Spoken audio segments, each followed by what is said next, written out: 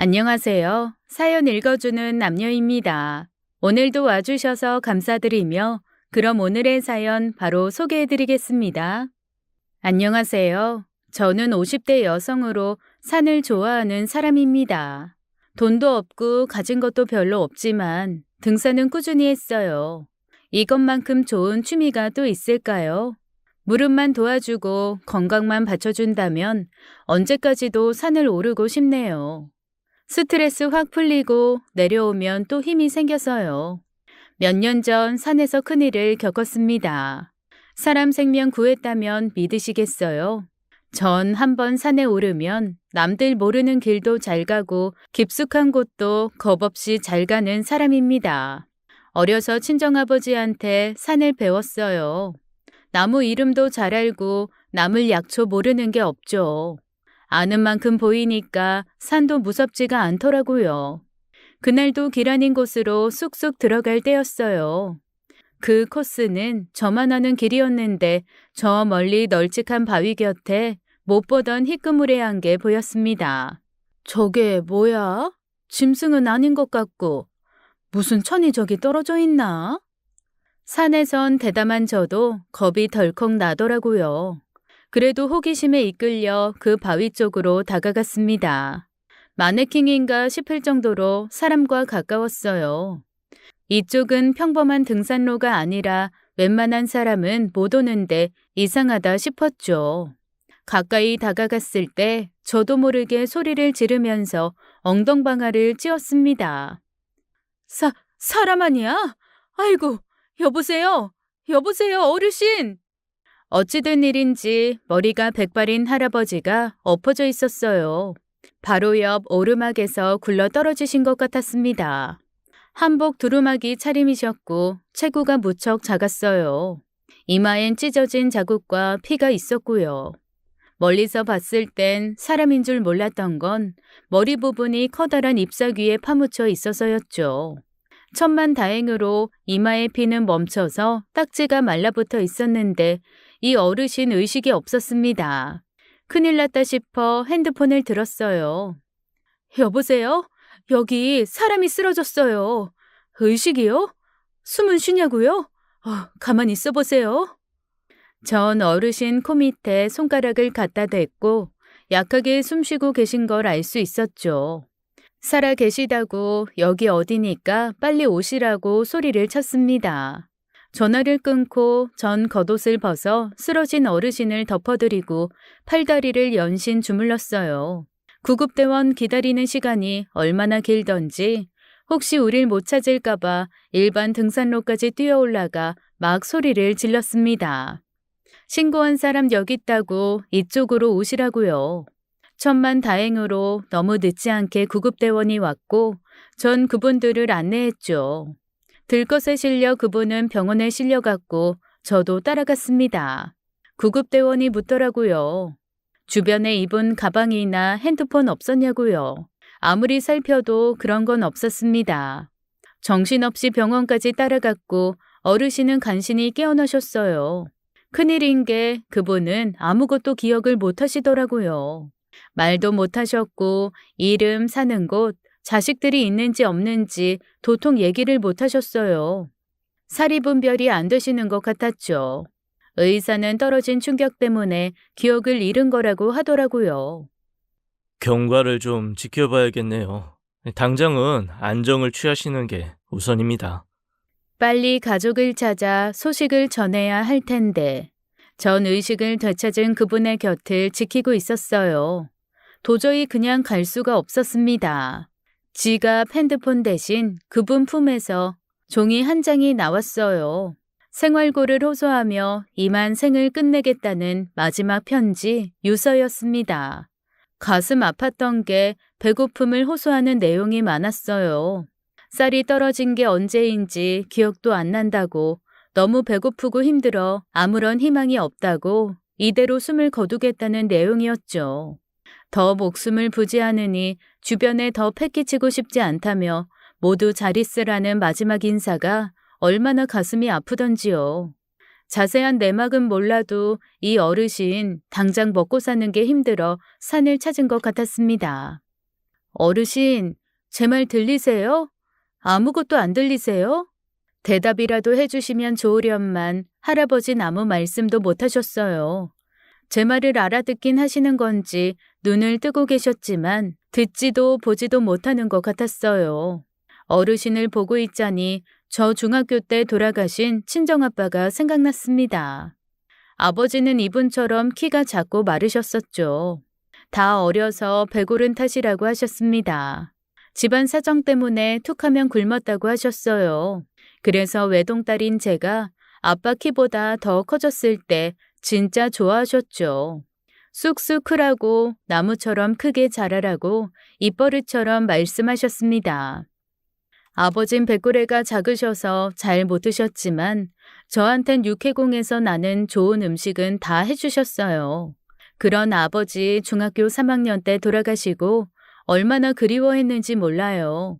무슨 사연인지 몰라도 이런 어르신을 혼자 두고 갈 수는 없었습니다.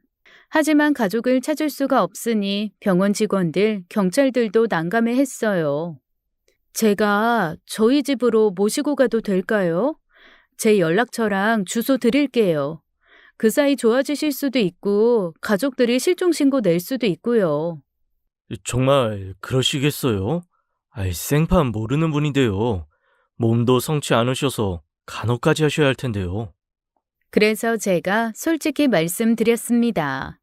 돌아가신 친정아버지 생각나서 그렇다고요. 실종신고 들어오거나 가족들한테 연락 오면 꼭 전화 달라고 하고 결국 전 어르신을 집으로 모셨습니다. 퇴원 수속 밟고 택시 타고 집으로 왔어요. 말도 못하시고 눈만 껌뻑껌뻑 떴다 감았다 하시면서도 그분은 제가 하자는 대로 순순히 따라오셨습니다. 달리 생각하면 큰일 날 뻔했다 싶었네요. 전 복잡한 생각 없이 어르신 기억 찾을 때까지만 모시고 있자고 했습니다. 안방에 눕혀드리고 얼른 미음을 끓였어요. 솔직히 집이 좋은 건 아니었어요. 오히려 누추하다고 할 수 있었죠. 미음을 먹여드리고 TV를 틀어드렸습니다. 여기가 제 집이라고 기억 돌아오실 때까지 한숨 돌리시라고 했어요. 방에서 나오는데 딸이 와서 보고 깜짝 놀라네요. 어떻게 된 거냐고 물어서 자초지종을 설명했습니다. 딸은 대학 등록금이 없어서 휴학하고 아르바이트를 하고 있었어요. 아침 일찍 나가 밤늦게 들어오는데 하루 사이에 낯선 할아버지가 안방에 누워있으니 놀랄만도 했겠죠. 전 망설이다 유서 얘기까지 했습니다. 오래 굶으신 것 같다고요. 정말이야? 생활고 때문에? 엄마 아니었으면 할아버지 큰일 날 뻔했다. 할아버지, 제 말 들리세요? 안녕하세요. 저 이 집 딸이에요. 22살이고요. 어르신은 여전히 멍한 표정이었어요. 딸이 말도 걸어보고 손도 휘저어 봤는데 어르신은 멍하니 TV만 보시다 스르르 눈을 감으셨습니다. 졸리신 것 같아서 불을 꺼드렸어요. 딸과 전 늦은 저녁을 먹었습니다.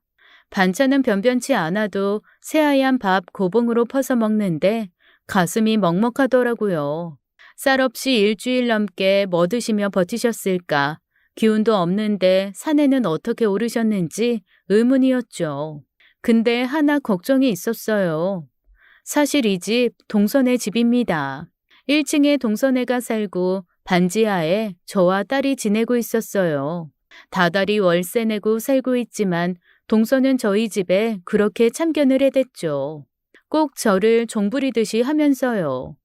아니나 다를까 다음 날 새벽 대바람부터 동서가 들이닥쳤어요. 또 까먹은 거야? 오늘 우리 병태 시험 보는 날인데 빨리 올라와서 밥해야지. 동서, 맞다. 오늘 병태 기말고사 본댔지? 아우, 속 터져. 내가 그것까지 일일이 말해야 돼? 어머머? 저 거지 같은 사람은 뭐야? 어머나, 웬 노숙자가 집에 들어왔어? 아니야, 아무것도 아니야. 동서는 안방에 계신 어르신을 보고 길길이 날뛰었어요. 웬 거지를 집에 데려왔냐고 빈대나 이라도 옮으면 어떡하냐고 별꼴을 다 본다며 저한테 욕을 했습니다. 찢어지게 가난한 주제에 오지랖만 넓다고 막말을 하는 바람에 딸이 잠에서 깼어요. 전 동서를 얼른 밖으로 밀어냈습니다. 사정이 있어 우리 집에 잠깐만 있는 거라고 곧 집에 가실 거라고 둘러대면서 동서네 집으로 올라갔죠. 병태는 동서의 외아들로 고등학생이었고 오늘 시험이라고 저한테 아침을 대령하라고 쳐들어온 거였어요. 전 동서네 살림까지 해주고 있었습니다. 다 돈 때문에요. 동서는 돈놀이를 하는 여자였고 저도 빚이 있었어요. 몇 년 전 남편이 공장에서 사고를 당해 병원에 있을 때 급전을 빌린 적이 있었죠. 피도 눈물도 없는 동서는 그 돈에 이자를 몇 푼이나 붙였는지 남편 퇴원하고 회복하는 8개월 동안 빌린 돈이 엄청나게 불어 있었습니다. 동서 같은 여자한테는 가족이고 뭐고 없더라고요. 제가 이자가 너무 세다고 조금만 봐달라고 하니까 그러면 자기 집 살림을 맡아서 하래요. 최저시급도 안 되는 돈으로 계산해서 이자를 조금 줄여주고 있었죠. 병태, 시험이니까 미역국은 안 되겠고 된장국 끓이면 되겠지? 뭘 그런 것까지 물어봐. 알아서 할 것이지. 암튼 저 노숙자인지 거지인지 내 눈에 안 보이게 해. 자기 앞가림이나 잘할 것이지. 웬 푼수짓이야? 남의 돈 빚지고 살면서 속도 편한가 봐. 그때 건달로 지내는 시동생이 들어왔어요. 말로는 일하다 왔다고 하는데 어디서 푹 자고 온 얼굴이었죠. 동서는 또 2차전을 시작하더라고요. 시동생 변변한 직업도 없이 훤한 인물 하나 믿고 사는 인간인데 요새 동서는 신경이 곤두서 있었습니다. 시동생이 또 바람을 피우는 것 같았어요. 일 때문에 늦었다고 핑계를 댔지만 동서는 손톱을 세우고 시동생한테 달려들었습니다. 또 어떤 여자랑 뒹굴다 들어왔냐고 일 핑계 대지 말라면서 거실에 있는 물건 집어 던지면서 싸우더라고요. 전 얼른 주방으로 피신해 그 와중에 밥 짓고 국을 끓였죠. 아들 시험이니까 밥 대령하라고 난리치더니 부부싸움 하는 꼴이나 보이고 진짜 콩가루 집안이었어요. 그렇게 아침을 차려주고 전 또 불이 나게 집으로 내려왔습니다. 반지하 현관을 여니 딸이 가스레인지 앞에 서 있더라고요. 어르신 죽을 데우고 있었습니다. 아침밥 같이 차려서 어르신이랑 아침을 먹는데 1층 동서네 집에선 육탄전이 벌어지는 소리가 났죠. 막말에 욕에 고성에 귀를 막고 싶을 정도였습니다. 딸이 TV 소리를 막 키우더라고요. 천장이 부서질 듯 흔들렸죠. 전 어르신께 죽을 먹여드렸어요. 기운이 없으신지 자꾸 숟가락을 놓치셔서요. 이상한 게 한 번씩 제 얼굴을 빤히 보곤 하셨습니다. 며느리인지 딸인지 누구인지 모르겠다는 표정이었어요. 전 또 안 된 마음이 들었죠. 기억나시는 거 없냐고 성함이 어떻게 되시냐, 집이 어디시냐 물었지만 돌아오는 대답은 없었어요. 안타까웠죠. 죽으로 배는 차시는지 대화도 하고 싶은데 그것도 답답했어요. 딸이 아르바이트를 나간 뒤 설거지를 하고 어르신께 일 다녀오겠다고 했습니다. 오전에 일 보고 점심때 들어올게요. 저 남의 집 살림해주는 일이에요. 손이 빨라서 사람들이 많이 찾거든요. 저 능력 좋아요. 오전에 딱 한 집 다녀와서 점심 차려드릴게요. 전 혹시나 싶어 방 안에 요강을 놔드렸어요. 화장실 잘 가셨지만 저 없으니까 혹시나 싶어서요. TV 리모컨도 챙겨드리고 후딱 일을 나갔습니다.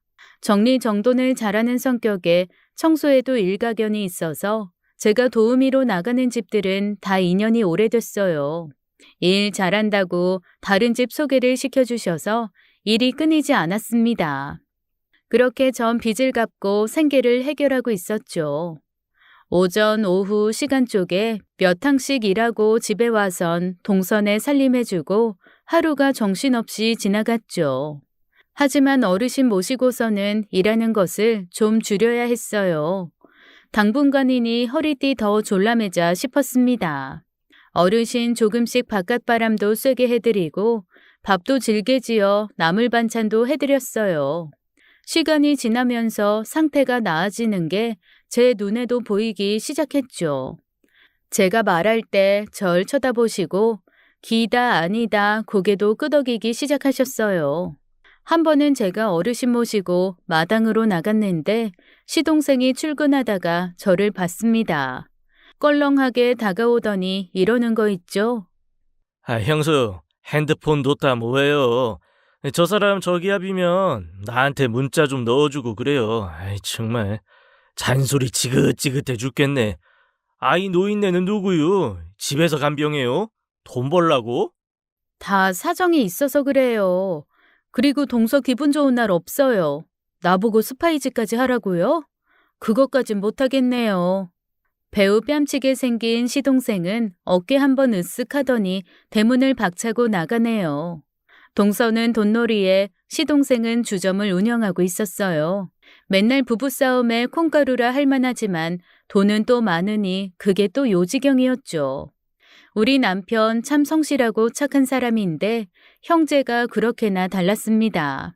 저도 모르게 어르신 있는 데서 하소연을 하게 됐어요. 제 남편은 한 공장에서 30년 넘게 일했어요. 시동생이랑 영 딴판이에요. 그때 사고만 나지 않았어도 빚 없이 잘 살았을 텐데. 그날 야근 말리지 않은 게 두고두고 후회되네요. 어르신은 저를 빤히 쳐다보셨어요. 전 아무것도 아니라고 오늘 바람 좋으니 조금만 걷다 들어가자고 어르신을 부축해 드렸죠. 동네 사람들 우리 둘 보더니 다 궁금해했어요. 그냥 친정 아버지다 하고 말았죠. 그리 친하지 않아서 대충 둘러대는 게 가능했어요. 이웃들 자세한 내막은 모르지만 저 안 됐다고 자기들끼리 수군댔죠. 동서 성격 모르는 사람 없었거든요. 그래도 동정받는 기분은 좋지만은 않았습니다. 이 동네 빨리 뜨고 싶었지만 쉽지 않았어요. 현실이 녹록지 않았네요. 잠깐의 사고로 우리 남편 손가락 2개가 사라지고 다리도 절게 되었습니다. 처음엔 너무 심각해서 반신불수되나 싶었는데 다행히 몸은 쓰게 됐지만 전처럼 일을 하지 못하니 남편은 많이 상심했어요. 결국 술에 손대더니 말도 없이 고향으로 내려가 버렸습니다. 돌아가신 시부모님이 계시던 빈집에 처박혀 불러도 나오지 않더라고요. 자긴 이제 쓸모 없어졌다며 비관하면서요. 그렇게나 밝고 씩씩하던 사람이 하루아침에 달라져 버린 거예요. 매달리고 울어도 보고 별짓을 다 했지만 남편은 끝내 거기 있겠다 고집을 부렸고 전 가끔 반찬을 해서 내려가곤 했습니다. 그나마 위로가 되는 건 고향에 있는 남편 친구였어요. 혼자 사는 중마고우가 있어 둘이 의지하고 지내나 보더라고요. 라면도 끓여 먹고 막걸리도 마시면서요. 사람 일 한 치 앞도 모른다는 말이 딱 맞더라고요. 남편 사고 나기 전까지는 우리 부부도 안정된 노후를 꿈꾸곤 했습니다. 운이 좋으면 해외여행도 한번 가자고 약속했었는데 그런 얘길 저도 모르게 줄줄 했었나 봐요. 어르신이 걸음을 딱 멈추셨습니다. 왜요? 힘드세요? 이제 그만 들어갈까요? 그렇게 산책을 끝내고 들어가는 길이었어요. 그새를 못 참고 동서가 내려와 있었네요. 당장 안 올라오냐고 제가 게으름 부려 집이 엉망이라는 거였습니다. 전 어르신 물 한 잔 드린 다음에 나가봤어요. 집이 엉망진창이었죠. 어제 시동생 외박한 것 때문에 둘이 신나게 싸웠더라고요. 부부싸움할 때 꼭 뭘 집어 던져야 직성이 풀리는지 거실 장식장은 박살나 있고 골프채가 여기저기 보였습니다. 분을 못 참고 부부가 골프채를 휘두르며 싸운 것 같았어요. 한숨이 절로 나왔죠. 동서는 방에 들어가더니 핸드백만 쏙 빼갖고 나오더라고요. 바닥에 유리 천지니까 그거 싹 치우고 저녁 해놓으래요. 통화 내용 들어보니까 시동생 때문에 속상하다고 술 마시러 나가는 것 같았습니다. 산산조각난 유리 때문에 청소가 한참 걸린 것 같아요. 집에 내려가 보니 딸이 와 있었습니다. 아르바이트 한 데서 먹을 걸 갖고 왔더라고요. 아이스크림을 풀어놓고 어르신이랑 먹고 있었어요. 놀랍게도 어르신은 밥보다 아이스크림을 좋아하셨습니다. 찬 음식인데 괜찮을까 걱정됐지만 미소까지 지으시면서 잘 드셨어요. 딸도 저도 놀랐죠. 할아버지, 이거 초코 아이스크림이에요. 맛있어요? 응, 맛있어. 엄마, 들었어? 할아버지 말했어. 집에 오신 지 한 달 만에 어르신은 입을 열었어요. 저와 딸은 너무 놀랍고 좋아서 펄쩍 뛰었죠. 희망이 보여서 담당 형사님한테 전화를 했습니다. 어르신 이렇게나 좋아지셨다고 실종신고 들어온 거 없냐고 물어봤지만 시원한 대답은 못 들었어요. 성함이라도 알아야 할 텐데 그런 건 또 모른다고 고개만 저으셨으니까요. 담당 형사님은 고생 많다고 힘들면 얘기하라고 가실 곳 알아본다고 했지만 전 됐다고 했습니다. 시간이 흐르며 어르신은 밥도 잘 드셨고 많이 움직이셨어요. 하지만 말씀하시는 건 도무지 나아지지 않았습니다. 실어증인가 싶었는데 어떤 때는 대답을 하시고 어떤 때는 입을 꼭 다물고 계셔서 그것도 종잡을 수가 없었어요. 그 사이 동서는 더 미쳐가고 있었죠. 시동생이 바람난 여자랑 두 집 살림 차린 거 알고는 정신을 못 차렸어요. 병태는 부모 불화 때문에 학교도 제대로 안 다니고 툭하면 외박을 했고요. 시동생도 너무 심한 게 20대 새파란 애랑 바람나서 비싼 명품 사주고 아파트 해줬나 보더라고요. 그 여자애는 보란듯이 그걸 자랑하고 다니고요. 동서는 그 화풀이를 저한테 하며 어르신을 그렇게 괴롭혔어요. 이제 말귀 다 알아들으시는데 그것도 아랑곳하지 않고 막말을 어찌나 해대는지 동서 내려온다 싶으면 제가 귀를 막아드렸으니까 말 다 했죠. 찢어지게 가난한 데는 다 이유가 있는 거야. 창피한 것도 모르나? 누가 누굴 건사해? 거지가 거지를 거둬? 눈물겨워 못 봐주겠네. 그러면서 제가 산에서 캐온 약초며 나물 바구니를 통째로 바닥에 버리질 않나 김치 담그려고 사놓은 소금을 수도가에 다 뿌려놓고 그거 다 치우라고 한 적도 있었어요. 어르신이 자기를 보는 눈빛이 마음에 안 든다면서 글쎄 핸드폰 손전등을 어르신 눈에 비춘 적도 있었습니다. 그만 좀 하라고 시동생 내가 잘 타일러 보겠다고 했더니 자존심 상하는 얘기했다고 또 길길이 날뛰더라고요. 왜 부부 일에 주제넘게 나서냐면서요. 동서가 한바탕 난리를 치고 나면 기운이 쏙 빠져 아무것도 할 수가 없었어요. 언제까지 이 꼴을 봐야 하나 눈덩이처럼 불어난 빚은 줄어들 기미도 안 보이고 너무 힘들었죠. 한 번은 제가 일 갔다 와보니까 어르신 빨래를 싹 걷어 음식물 쓰레기통에 버렸더라고요. 오물이 묻어 다시 빨 수도 없게요. 제가 너무 심한 거 아니냐고 그만 좀 하라고 하니까 저한테 집에 전염병 옮게 생겨서 그랬다고 배째라는 겁니다.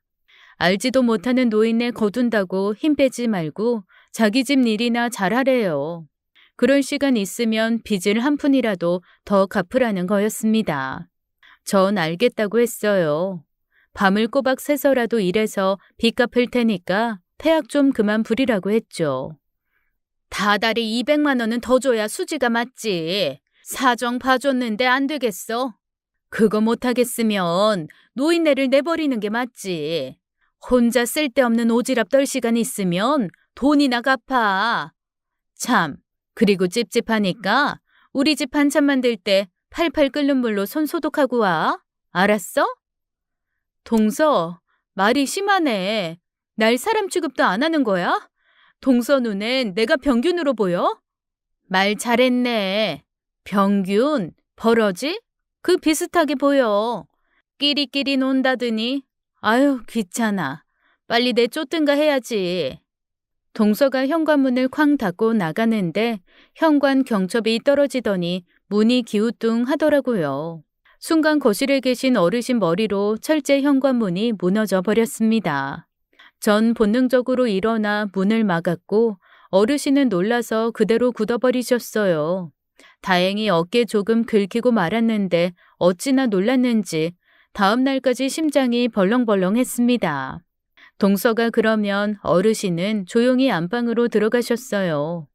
마치 아무것도 못 듣고 못 봤다는 듯 행동하셨죠. 상황을 이해하기 힘드셨을 거예요. 동서가 소리 지르고 폭력적으로 구니 겁에 질리신 것 같았습니다.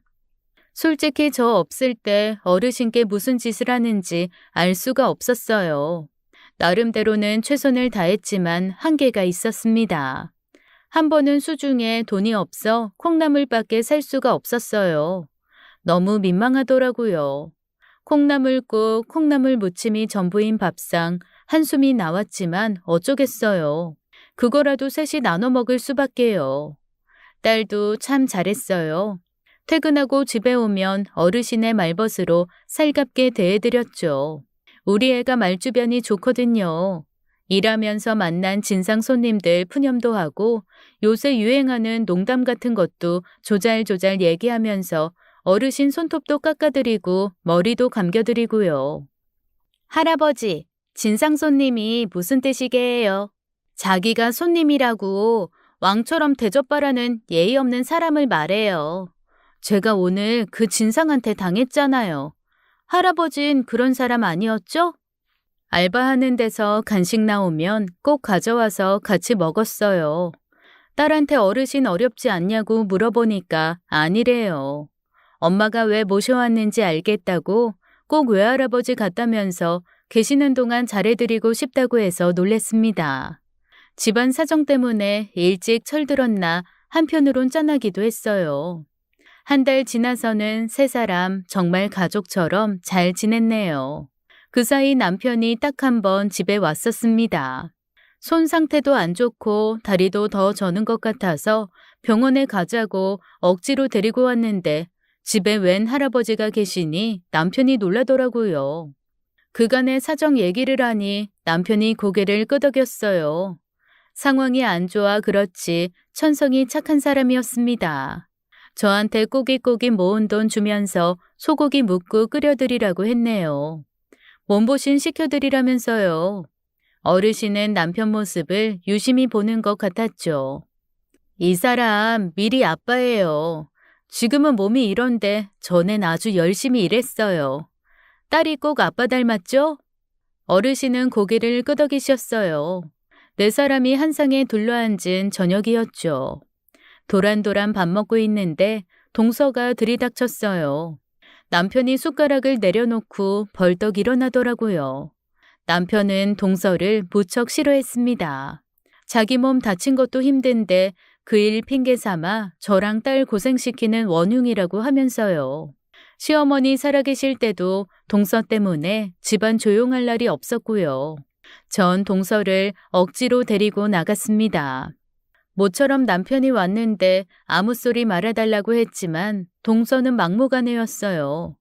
이번 달에 들어와야 할 돈이 몇만 원이 빈다고 절 쥐잡듯이 잡기 시작하는 거죠. 전 내일 들어올 돈 있으니 하루만 참아달라고, 아니 12시간만 참아달라고 빌었지만 무시당했어요. 기한을 넘긴 것도 아닌데도 그랬습니다. 절 밀치고 집에 들어가더니 눈을 희번덕거렸죠. 성이 나서 씩씩거리는데 큰일 났다 싶었습니다. 동서, 너무하네. 미리 아빠 정말 오랜만에 왔어. 한 번만 봐달라고 했잖아. 동서는 어르신이 드시던 국그릇을 빼앗아 대접제 싱크대에 쏟아버렸어요. 냄비 안에 남은 국도 다 버리고 멀쩡한 그릇을 깨부수기 시작했죠. 술 냄새가 진동하는 게 주사를 부리는 것 같았습니다. 딸이 동서를 말리는 사이 남편은 쩔뚝이며 집을 나갔어요. 곧장 버스 터미널로 가더라고요. 저한테 말 한마디 없이 버스 타고 고향으로 내려가 버렸습니다. 전 울면서 집으로 왔어요. 집 치우며 많이 속상했네요. 주사에 나쁜 손버릇에 동서 상종 못할 사람 맞죠? 악연도 인연이라고 해야 하는지 정말 안 보고 싶었습니다. 그 뒤로 어르신은 동서를 피하기 시작했어요. 마주치면 당황한 표정으로 고개를 돌리셨고 긴장하는 게 보였죠. 말할 수 없이 속상했지만 차라리 피하는 게 나았어요. 그렇게 어르신과 함께 산 지 2달이 되어가고 있었습니다. 처음과 비교하면 눈에 띄게 좋아지셨죠. 움직임도 빨라지셨고 초점 없던 눈빛도 또렷해졌고요. 일 다녀오면 집 앞에 폐지나 깡통 같은 게 쌓여 있었어요. 눈치가 그거 갖다가 파시려는 것 같았습니다. 약간의 기대가 생겼죠. 이제 기억을 찾을 일만 남았다 싶었어요. 그러다 일이 벌어졌습니다. 그날은 제 일이 하루 종일 꽉 차서 바쁜 날이었어요. 저녁일 마치고 집에 왔는데 점심때까지 계시던 어르신이 안 보였습니다. 산책 나가셨나 했는데 느낌이 안 좋았어요. 전 단숨에 동선의 집으로 뛰어 올라갔죠. 동서는 대낮부터 술에 취해 있더라고요. 동서, 할아버지 못 봤어? 어르신 못 봤냐고. 뭘 봐? 아, 몰라. 내가 그걸 어떻게 알아? 동서 주변엔 온통 술병이었어요. 어제도 갑자기 내려오더니 월세를 올려야겠다면서 돈 안 주면 쫓아내겠다고 협박을 하더라고요. 어르신을 때리려고 하면서요. 이렇게 동서한테 당하느니 다른 집에 월세 주고 살면서 빚 갚는 게 훨씬 나았습니다. 꾹 참고 있는데 동서가 그러는 거예요. 등신 같은 것들끼리 잘 해보라나요? 시동생도 저도 제 남편도 다 끼리끼리라고 모욕을 주는 거였어요. 전 견디지 못하고 동서한테 맞섰습니다. 더는 못 참겠다고 집 나가겠다고요. 어딜 가서 일해도 이보단 나은 대접 받을 것 같다고 우릴 잡고 있는 건 동서지 내가 아니라고 했어요. 동서는 입에 거품을 물면서 은혜를 모르고 대든다는 둥, 어디서 말대꾸를 하냐는 둥 상식 없는 말을 해댔고요.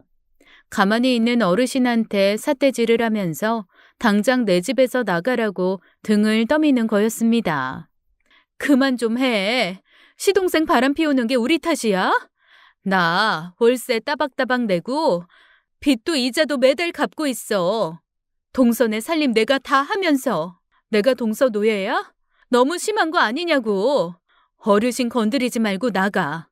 여기 엄연히 월세 내고 사는 내 집이니까 나가라고. 그때 어르신이 반응하셨어요. 제 손을 잡아 끌면서 자기 뒤로 오라는 것 같았죠. 전 괜찮다고 걱정 말라면서 동서를 문 밖으로 내쫓았고요. 그때였습니다. 떨어져서 고쳤던 문이 또 한 번 박살이 나는 소리가 들렸어요.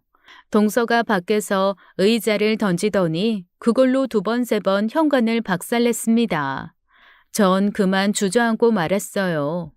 저게 죽든지 내가 죽든지 누가 죽어야 끝날 것 같았죠. 그만 좀 하라고 동서에게 달려들어 의자를 빼앗았더니 동서라는 여자 씩씩대며 절 노려보다가 자기 집으로 올라갔습니다.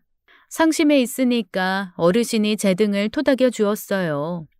눈물을 닦고 박살난 현관을 세워보려고 이리저리 맞춰봤지만 소용없었죠.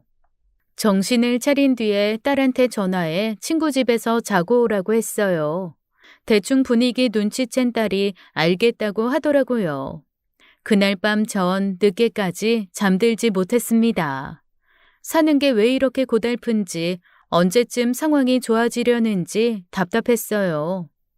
우리 남편 진짜 1등 신랑감이었어요.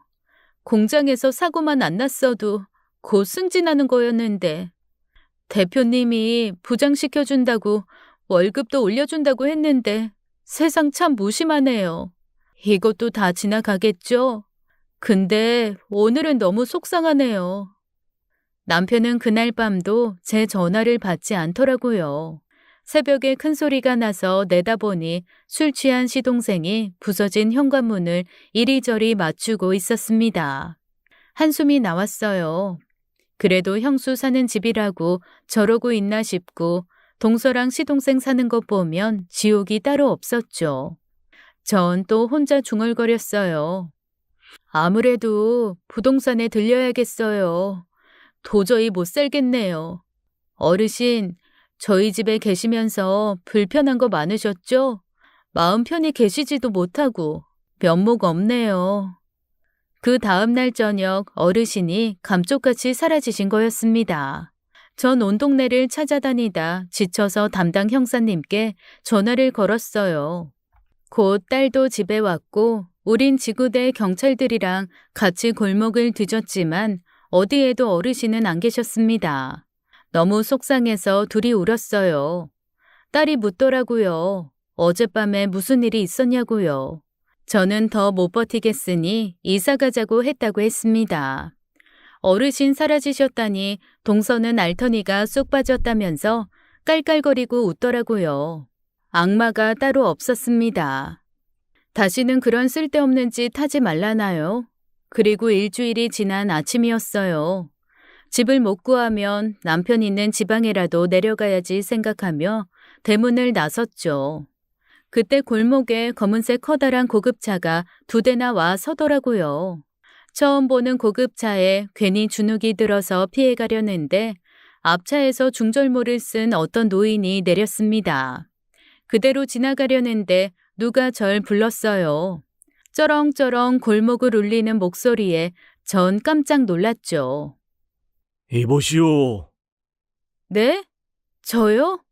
차에서 내린 분은 제 쪽으로 서더니 모자를 벗는 게 아니겠어요? 그대로 전 길바닥에 주저앉아 버렸습니다. 양복 입은 남자들 줄 세워놓고 절 부른 사람은 얼마 전까지 제가 모시고 있던 그 말 못하는 어르신이었어요.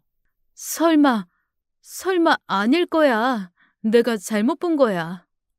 보고도 믿지 못할 광경에 전 현실을 부정하고 있었죠. 그러자 어르신이 저를 향해 다가왔습니다.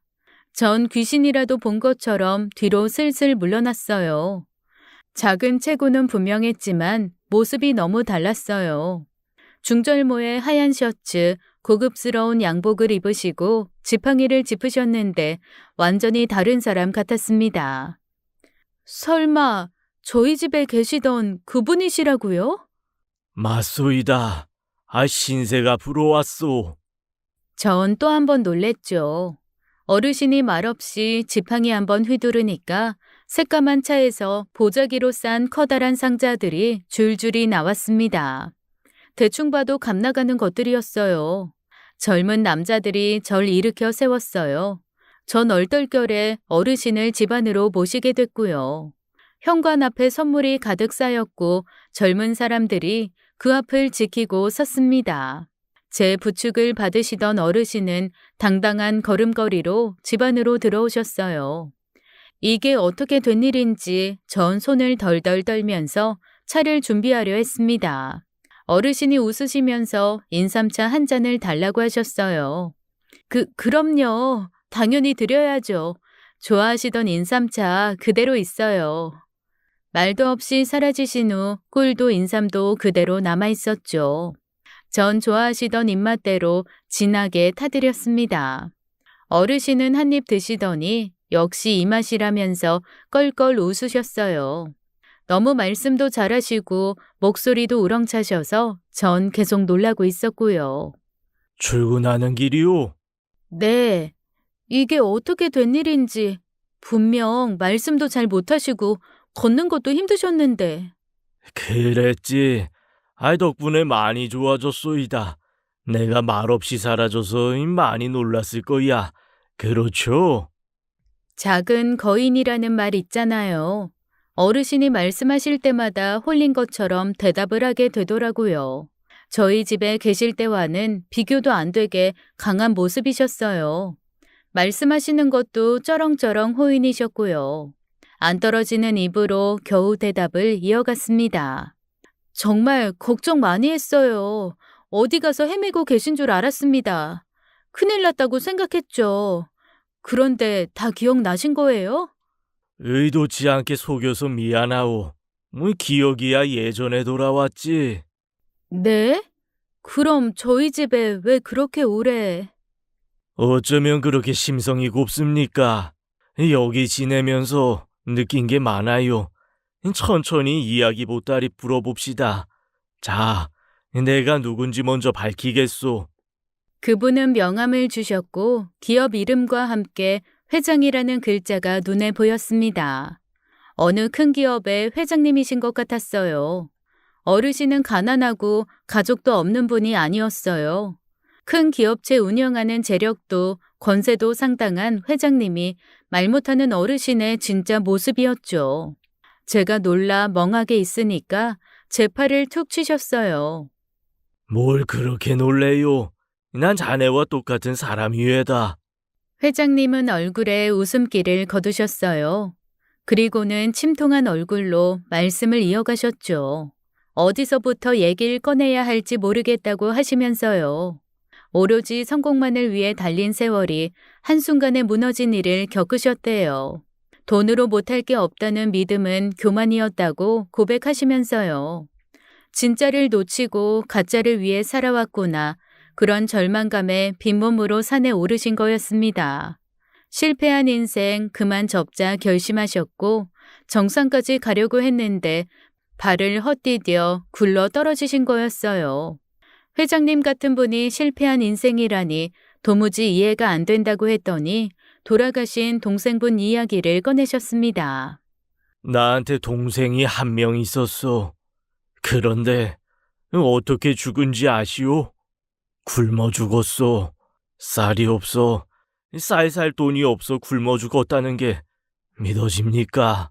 어떻게 그런 일이? 회장님께는 동생이 딱 한 명 있었대요. 막내 여동생은 어려서 죽고 형제만 단 둘이었는데 두 분이 많이 달랐답니다. 회장님은 일찍부터 공부도 잘하고 총명해서 장남이라고 대접받으며 컸지만 동생분은 아니었대요. 형과 비교당하면서 많이 혼나며 컸다는 얘기였죠. 부친께서는 툭하면 동생분을 나무라셨대요. 물러 터진 데다 공부도 못한다고 쓸데없는 일에만 관심 둔다면서 돈 먹는 하마, 버러지 소리를 매일같이 하셨다는 거였죠. 1등 대신 친구와 사람을 좋아하고 기타를 멋들어지게 잘 치던 동생은 점점 소심해져 갔다고 했습니다. 회장님은 아버지 마음에 들기 위해 악착같이 노력하다 보니 동생에게 소홀해지고 냉정해졌대요. 인류대학 나와 가업 물려받은 회장님은 손대는 일마다 잘 됐는데 동생분은 하는 일마다 망해버리고요. 두어 번 도와주기도 했지만 운이 따르지 않았는지 동생분은 반복된 사업 실패 이후 이혼하고 여기저기 떠도는 신세가 됐다는 거였습니다. 회장님은 그런 동생이 한심하고 부끄러워 관심을 끄고 살았고요. 그런 동생 없는 것만 못하다고 여기셨는데 돌아가시기 6개월 전에 찾아와 무릎을 꿇더랍니다. 형님, 마지막입니다. 딱 한 번만 도와주세요. 염치불구하고 온 거예요. 지낼 곳도 없고 힘들어요. 딱 굶어 죽게 생겼습니다. 마지막? 한심한 녀석. 아버님과 내 얼굴에 먹칠하지 말고 나가. 너는 우리 집안의 수치다. 감히 내 앞에서 굶어 죽겠다는 소리를 하면서 구걸을 해? 넌 자존심도 없냐? 죽을 때까지 내 앞에 나타나지 마라. 자식들 보기 부끄러우니까. 하지만 동생분은 쉽게 물러나려 하지 않았고 화가 난 회장님이 사람을 시켜 집에서 내쫓았다는 얘기였습니다. 반년 후에 경찰에게서 연락이 왔대요. 동생분이 돌아가셨다고 하면서 사인이 아사라고 했다는 거였습니다. 찾아가 보니 화장실도 없는 쪽방에 빈 약봉지만 있을 뿐 냉장고에 먹을 게 하나도 없었고 동생분은 삐쩍 말라 여위어 돌아가셨대요. 썩어가는 문입구엔 폐지가 쌓여 있었고요. 유언장엔 폐지 주우림도 없다, 쌀이 떨어졌다, 배고프다 그런 내용이었고 회장님은 큰 충격을 받았다고 했습니다. 동생분은 회장님을 찾아간 당시 병이 위중한 상태였고 그런 몸으로는 일을 할 수 없어 정말 살기 위해 애원을 한 거였어요. 후회가 파도처럼 밀려들어 정신을 잃을 지경이셨대요. 돈이 그렇게 많으면 뭐합니까? 이 굶어 죽어가는 동생 밥 한 끼 먹이지도 못했는데 아사라니 굶어 죽다니 난 아무것도 몰랐다오. 동생이 굶어 죽어가는 줄도 모르고 그저 돈 기업 매출 이 성장에만 미쳐서는 그렇게 동생 보내고 딱 살고 싶지가 않았소. 이해하시겠소? 병원에서 시신으로 마주한 동생의 모습은 처참 그 자체였다고 했습니다. 앙상하게 드러난 갈비뼈, 피골이 상접한 모습이 지금도 선명하게 떠오른다고 하셨어요. 일이 잘 안 풀렸을 뿐 동생분은 착한 심성을 가진 분이셨대요. 경영이 아닌 예술 쪽에 재능이 있었는데 무자비하게 몰아붙이기만 했다는 걸 뒤늦게 깨닫게 되신 거였죠. 동생을 외면한 자신을 용서하기 힘들었다고 하셨습니다. 회장님은 한 줌의 재로 변한 동생을 안고 많이 우셨대요. 허무함, 쓰라린 후회를 아내와 자식들은 알아주려나 싶어 돌아봤지만 자식들은 경영 재산 문제로 심하게 다투고 있었고 아내분도 이혼 서류를 내밀었다고 했습니다. 차갑고 비정한 회장님과 더는 못 살겠다고 하시면서요. 누굴 탓할 것도 없다는 생각에 회장님은 동생의 유언장을 가슴에 품고 산에 오르셨던 거였어요. 속죄하는 마음으로 생을 끝내려고요. 정상까지 올라가려 했지만 힘에 부쳤고 기운이 떨어졌을 때 가파른 경사로에 굴러 떨어졌다고 하셨습니다. 병원에서 눈을 떴을 때 죽는 것도 쉽지 않구나. 앞으로 어떻게 살아야 하나 막막하셨대요. 그때 제가 집으로 모셔간 거였고요. 곧 쫓겨나겠지 했는데 제 정성에 크게 놀라셨다고 했습니다. 여기 온 지 한 달쯤 지났을 때, 기억이 다 떠올랐어요. 모든 기억이다. 하지만 이곳을 떠나고 싶진 않았어. 가장 큰 이유는 이 두 사람이 사는 걸 더 가까이서 보고 싶었기 때문이외다. 하루도 낭비하지 않고 절망하지 않고 열심히 사는데 그 자체로 위로가 됐다면 믿겠어요? 사람한테 어쩌면 그렇게 정성을 쏟는지 감동받았습니다. 그리고 제 남편이 왔을 때 많이 놀라셨대요. 본인 마음도 괴로우면서 더부살이하는 자신까지 챙기는 모습에 사람에 대한 희망이 다시 생겼다고 하셨습니다. 갈피를 잃은 삶에 새롭게 길이 열린 것 같았대요. 이제야 찾아오신 건 보답을 제대로 하고 싶어 준비할 시간이 필요했다고 하셨고요. 전 할 말을 찾지 못해 눈물만 흘릴 뿐이었어요. 상상도 못할 이야기였죠. 그때였어요. 동서의 목소리가 들렸습니다. 뭐야, 이 사람들은 왜 남의 집을 막고 서 있어? 회장님 얼굴이 굳어지더니 바깥에 서 있던 남자를 부르더라고요. 눈치를 보니까 경호원인지 비서인지 하는 사람 같았죠. 동서는 늘 그랬던 것처럼 저희 집에 쳐들어오려고 했습니다. 하지만 덩치 큰 남자들이 들어가시면 안 된다고 막으니까 엄청 놀라면서 흥분하더라고요. 여기가 내 집인데 왜 못 들어가게 하냐고 항의하다가 안을 힐끗 보더니 비웃기 시작했습니다. 어이가 없네. 그렇게 착한 척하더니 돈 많은 할아버지 문 거야? 말 조심해. 이분이 누군지도 모르면서 정신 좀 차려. 동서는 경호원들과 회장님 옷차림, 쌓인 선물들을 보더니 표정이 변했어요. 경호원이 동서를 밀어내며 경고를 했습니다. 난동 부리지 말라고요. 회장님은 싸늘한 표정으로 동서를 보다가 저한테 말씀하셨죠. 당장 이사 준비하라고 오늘이라도 집 옮기라고 하셨어요. 저희 살 집 마련해 두셨다고 하시면서요. 회장님은 생명의 은인에게 이 정도도 못하겠냐고 2달 동안 돈으로 환산하지 못할 대접을 받았고 그 보답 제대로 하고 싶다면서 가능한 빨리 이사하라고 한 번 더 강조하셨죠. 그 얘기를 들은 동서는 눈이 뒤집혔어요. 누구 마음대로 이사를 보내냐고 빚도 안 갚았는데 절대로 못 보낸다고 했지만 회장님은 동서를 사람 취급도 안 하셨습니다. 나 최주봉, 신세는 반드시 갚는 사람 위에다. 이사하고 새 출발하는 건 어떻겠소? 까마귀 노는 곳에 백로가 있어서야 되겠습니까? 미리 학생 등록금과 남편 일자리도 약속하겠소. 회장님, 집에다 딸아이 등록금, 게다가 남편 일자리까지요? 너무 과분합니다. 그뿐이 아니었어요.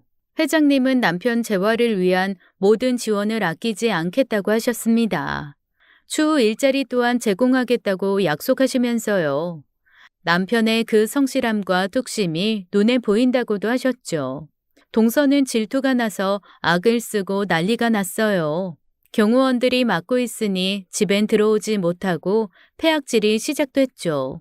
하지만 회장님이 호통을 치니까 쑥 들어가더라고요. 그만하시오. 이 사람의 탈을 쓰고 어찌 그리 무례하고 천박해. 이 사람은 내 생명의 은인이요. 더 이상 하대했다가는 큰 코 다칠 줄 알아요. 빚도 내가 청산합니다. 내 생명 이 김영주 씨한테 빚졌으니 그게 도리지. 당신과는 일절 말 한마디 섞고 싶지 않으니 저리 썩 비켜요. 그랬더니 동서가 갑자기 회장님 앞에서 태도를 싹 바꾸더라고요. 갑자기 회장님께 굽신대며 잘못을 싹싹 빌더라고요. 그러면 콩고물이라도 떨어질 줄 알고 말이죠. 회장님은 동서에게 제 털끝 하나 건드리지 말라고 경고하셨어요. 돈밖에 모르는 인간이길 포기한 자는 더는 보기도 싫다면서 외면하셨습니다. 그럴 만도 하죠. 동서가 어르신한테 얼마나 함부로 굴었나요?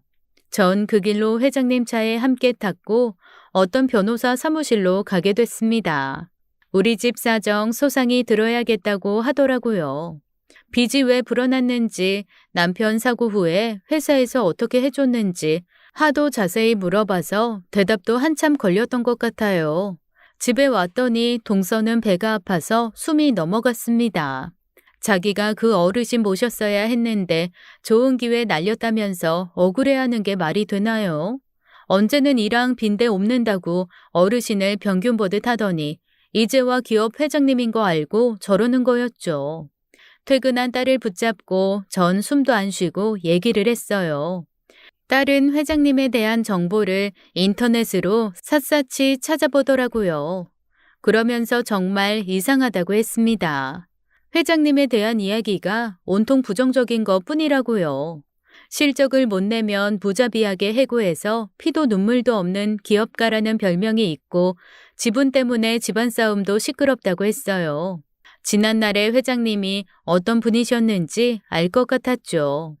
그날 밤 우리 모녀 뜬 눈으로 밤을 새웠네요. 벌어진 일이 꿈만 같아 통 잠이 오지 않았습니다. 그날 이후 전 동선의 살림은 때려쳤어요.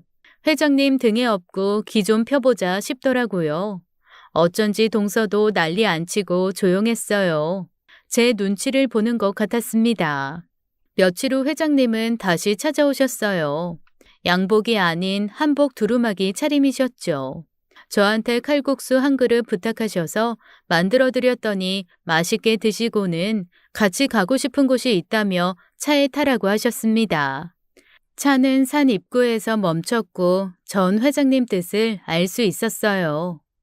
회장님은 비서들에게 따라오지 말라고 하시곤 저와 함께 산을 타기 시작했죠. 처음엔 나란히 걸었지만 점점 회장님은 뒤처지셨고 제가 돌아보면 괜찮으니 앞서라고 하시더라고요. 저도 오랜만에 가는 거라 도착까지 시간이 걸렸습니다. 저기 커다랗고 평평한 바위 보이시죠? 그 옆에 엎드려 계셨어요. 처음엔 천막이 떨어져 있나 했습니다. 회장님은 말없이 그곳으로 가시더니 그때처럼 엎드리시는 게 아니겠어요? 왠지 말을 붙일 수 없어 정 가만히 지켜만 보고 있었죠. 한참 만에 일어나신 회장님은 그곳에 앉아 하늘을 보시더라고요. 그때 죽지 않고 살아난 게 꼭 동생의 뜻 같다고 하셨습니다. 저희 가족을 만난 것도 그렇고요.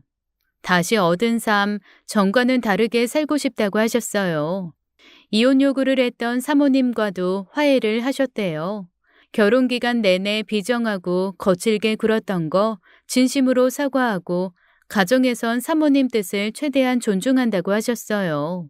돈밖에 모르는 이기적인 자식들한텐 지금까지 기준을 다 버리고 됨됨이와 인격으로만 평가를 하겠다고 선언하셨대요. 재산의 상당 부분 사회에 환원할 계획도 세우고 계셨고요. 큰 변화가 생겼지만 회장님도 사실은 어색하다고 고백하시네요.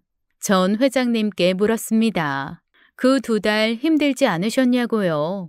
최고로 좋은 것들만 누리고 살아오셨는데 반지하 좁은 집에서 동서의 못된 짓까지 어떻게 참으셨냐 여쭸더니 웃으시네요.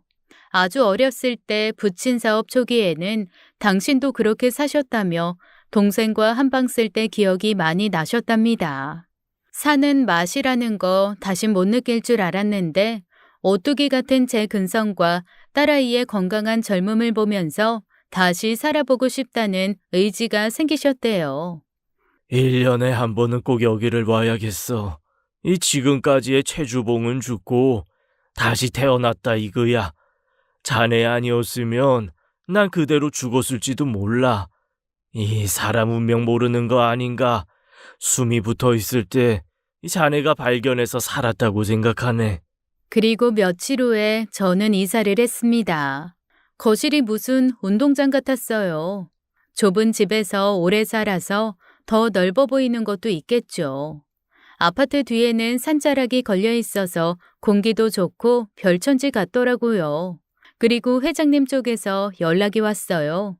비서라는 사람이 그러는데 부채가 다 정리됐다는 얘기였죠. 또 남편이 공장에서 제대로 받지 못한 보상금까지 들어온대요. 전 당황해서 부랴부랴 회장님께 전화를 걸었습니다. 너무 과분하다, 집도 지나치게 좋다고 하니까 껄껄 웃으시네요.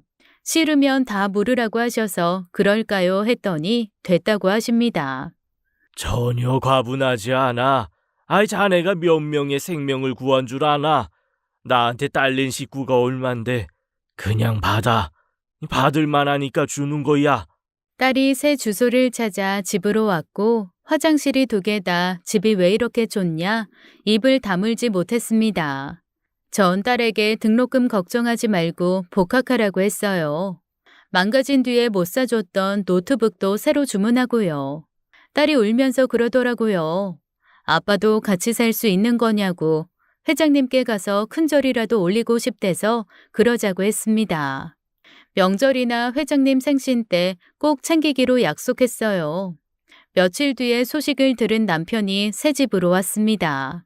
그간 있었던 일 얘기하면서 회장님이 남편을 위해 계획한 일도 털어놨죠. 그게 정말이야? 나한테 다시 기회를 주신다고 했어? 그래, 당신 기억나? 회장님 드리라고 비상금 내놨던 거. 그때 소고기 사서 국 끓여드렸잖아. 그 모습 잊지 못하신대. 미리 엄마, 나 일하고 싶어. 알지, 나 부지런했던 거. 누구보다 일 잘했던 거. 믿기지가 않는다. 꿈만 같다고. 며칠 후 회장님 호출에 세 식구가 함께 집을 나섰습니다. 드라마에서 본 것처럼 회장님 사모님, 자제분들까지 다 나오셔서 저희한테 고맙다고 하더라고요. 보니까 회장님이 시킨 거였죠. 그분들 가시고 회장님실에 딸린 큰 방에서 칼국수를 먹는데 진짜 기분이 이상했어요. 귀빈 대접을 받는 것 같았어요. 남편은 떨려서 제대로 먹지도 못하더라고요. 이 칼국수 맛도 아이 미리 엄마 손맛만 못혀. 무슨 말씀이세요? 전 변변한 재료도 없이 끓였는데요. 심플 이즈 더 베스트. 아니 단순한 게 최고라는 말 몰라. 그때 나한테 끓여준 미음. 아니 그게 뭐라고 아직도 생각이 나네. 뭐가 그렇게 구수해? 쌀가루와 물 뿌린 미음을 회장님은 오래도록 기억하시네요. 그렇게 이어진 인연이 지금도 계속되고 있습니다. 남편은 재활하면서 원하는 공부를 시작했고 일도 시작했어요. 딸은 등록금 후원받아 대학 공부 마쳤고 외국으로 유학을 떠날 계획을 하고 있습니다. 회장님 보고 배운 게 많대요. 큰 물에서 놀고 싶다고 노력 중입니다. 전 요새 체질이랑 약초 공부를 하고 있어요. 갑자기 생활이 피곤해서 긴장이 풀렸는지 몸이 너무 안 좋더라고요. 건강검진 한번 못하고 살았는데 갑상선암 진단을 받고 수술을 하게 됐죠. 다행히 결과가 좋아서 병원 다니면서 몸 만들고 있어요. 저 아프다는 소식에 회장님 사모님까지 찾아오셔서 깜짝 놀랐습니다. 회장님은 수술 앞두고 제가 우니까 막 호통을 치셨어요. 근성 있는 오뚜기 어디 갔냐고 내리막길 있으면 또 오르막길 있는 거 모르냐며 얼른 나와서 같이 등산 가자고 하셨습니다. 동서와 시동생은 어떻게 됐냐고요? 둘은 이혼했어요. 동서는 쫄딱망에 알코올 중독으로 병원에 입원했고요. 시동생은 재혼해서 딸까지 낳았는데 얼굴만 믿고 살지 말고 열심히 좀 살았으면 하는 바람이네요. 여기까지가 제 사연이에요. 회장님과 저희 가족과의 인연 어떻게 들으셨나요? 당장은 힘든 일이 있으시더라도 희망 잃지 마시고 꿋꿋이 버티셨으면 좋겠습니다. 긴 이야기 들어주셔서 감사합니다. 여러분 모두 행복하세요. 지금까지 사연 읽어주는 남녀였습니다. 끝까지 함께 해주신 여러분 감사드리며 저희는 다음 사연으로 돌아올게요. 감사합니다.